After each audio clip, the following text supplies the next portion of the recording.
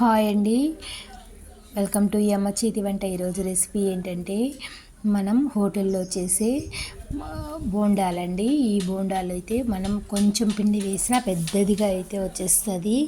ఇవైతే ఎలా ప్రిపేర్ చేయాలో ఈజీగా అయితే మనం తెలుసుకుంటాం. ఇంట్లో పప్పులు ఏమీ లేనప్పుడు ఇలా బోండాలు ట్రై చేసినామంటే టిఫిన్స్ ఇది రోజు ఇడ్లీ దోశే కాకుండా ఇలా రోజు వెరైటీగా చేస్తే పిల్లలు కూడా అయితే చాలా ఇష్టంగా తింటారు. దీనికి కారం చట్నీ కానీ చట్నీతో కానీ అయితే తింటే చాలా అంటే చాలా సూపర్గా ఉంటుంది. ఈరోజైతే నేను కారం చట్నీ చేసినాను కాబట్టి ఈ బోండాలు అయితే వేసుకోవాలనేసి ట్రై చేసినాను. చాలా అంటే చాలా బాగా వచ్చింది.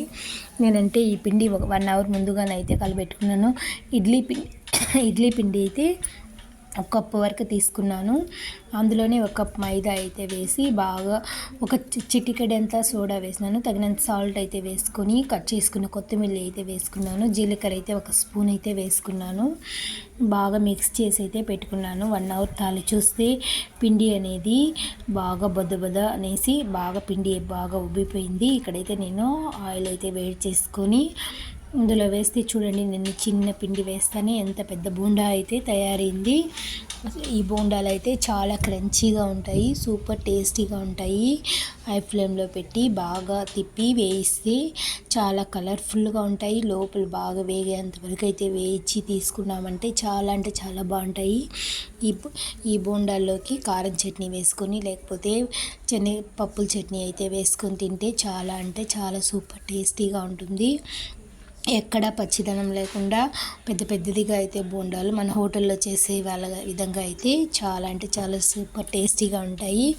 ఇవైతే ఈరోజు టిఫిన్ లాగా చేసుకున్నాము. మనిషికి 4 తింటే కూడా కడుపు నిండిపోతుంది, అంత టేస్టీగా ఉంటాయి. చట్నీతో మరీ సర్వ్ చేసుకొని తింటే చాలా అంటే చాలా సూపర్ టేస్టీగా ఉంటుంది.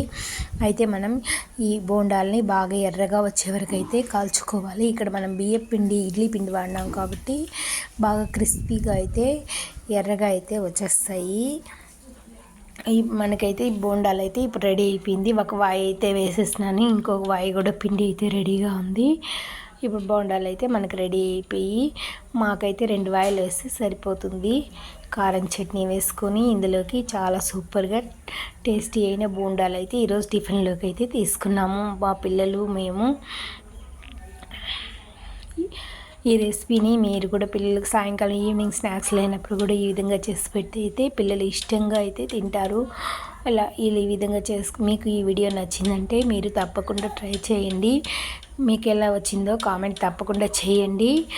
చూడండి, ఈ విధంగా కాల్చుకోవాలి. ఈ కలర్ వచ్చే వరకు అయితే ఇప్పుడైతే మిగిలిన పిండి కూడా అయితే వేయించుకుంటాము. ఇది ఎక్కువ ఆయిల్ పీలుస్తుంది కాబట్టి మనం కొంచెం సోడా పిండి ఎప్పుడైనా ఒకరోజు అయితే టిఫిన్స్లోకి బాగా అదిరిపోతుంది. ఈ టిఫిన్ చాలా అంటే చాలా బాగుంటుంది.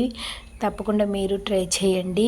మీకు ఎలా వచ్చిందో కామెంట్ బాక్స్లో కామెంట్ చేయండి. మరిన్ని మంచి వీడియోల కోసం, మనకి ఈజీ రెసిపీలో స్నాక్స్ ఐటెం కోసం మరిన్ని మంచి వీడియోల కోసం మన ఛానల్ని సబ్స్క్రైబ్ చేసుకోండి.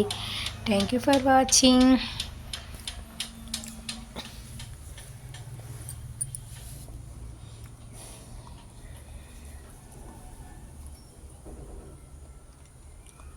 ఈ బోండాలకి పప్పుల చట్నీ కారం చట్నీ అయితే నేను తింటే చాలా అంటే చాలా బాగుందండి.